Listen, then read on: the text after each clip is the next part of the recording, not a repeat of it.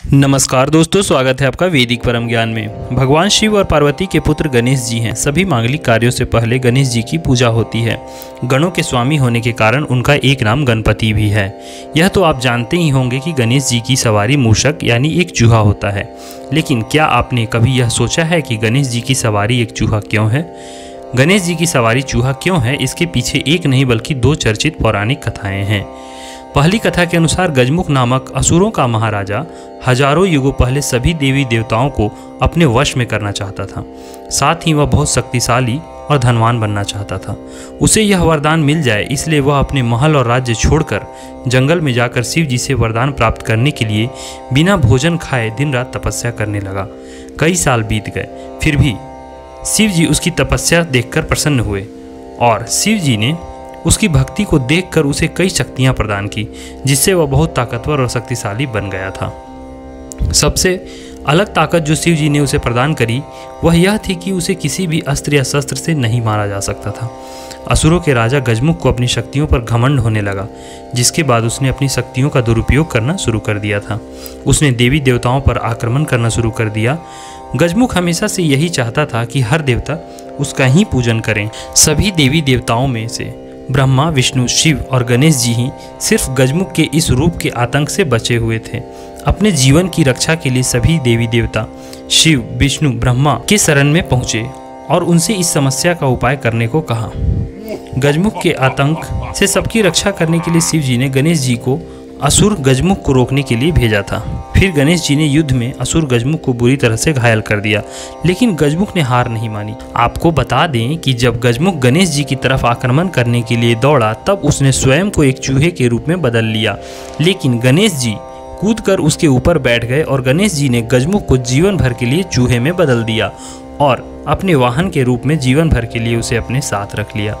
इसके बाद गजमुख श्री गणेश जी की शरण में आ गया और उनका प्रिय मित्र भी बन गया।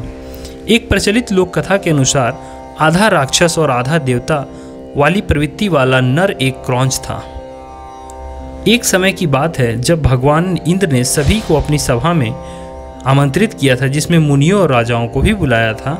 इस सभा में क्रौंच को भी निमंत्रण दिया गया था, लेकिन इस सभा में गलती से क्रौंच ने अपना एक पैर मुनि के पैरों पर रख दिया। इस बात से अत्यंत क्रोधित होकर उस मुनि ने क्रौंच को एक चूहा बनने का श्राप दे दिया। उस क्रौंच ने मुनि से कई बार क्षमा भी मांगी, लेकिन मुनि ने अपना श्राप वापस नहीं लिया। पर मुनि को जब क्रोध शांत हुआ, तब उन्होंने उस क्रौंच को एक वरदान दिया।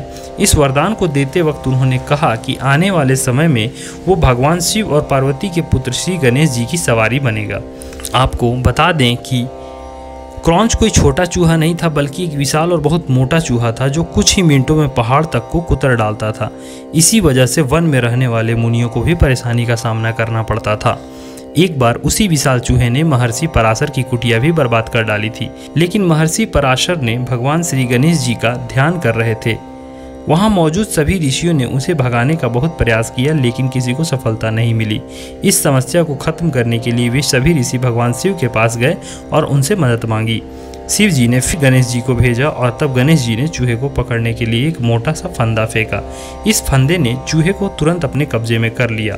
आपको बता दें, तबाही के पीछे का कारण जानने के लिए चूहे से प्रश्न किया, लेकिन उस चूहे ने कोई जवाब नहीं दिया। फिर गणेश जी ने चूहे से बोला, अब तुम मेरी शरण में हो, इसलिए तुम जो भी इच्छा हो वर मांग सकते हो।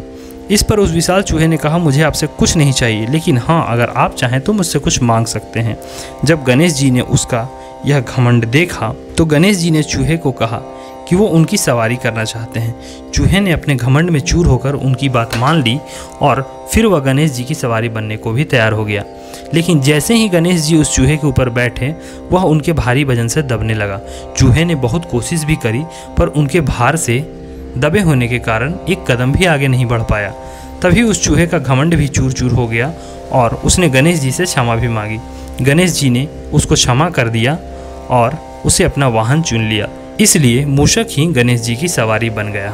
तो दोस्तों, आशा करता हूँ कि इस वीडियो में बताई गई जानकारी आपको पसंद आई होगी। अगर आपको यह वीडियो पसंद आया हो तो इसे लाइक करें, अपने दोस्तों के साथ भी शेयर करें और हाँ, हमारे चैनल को भी सब्सक्राइब करें। हमारे साथ बने रहने के लिए आपका बहुत बहुत धन्यवाद।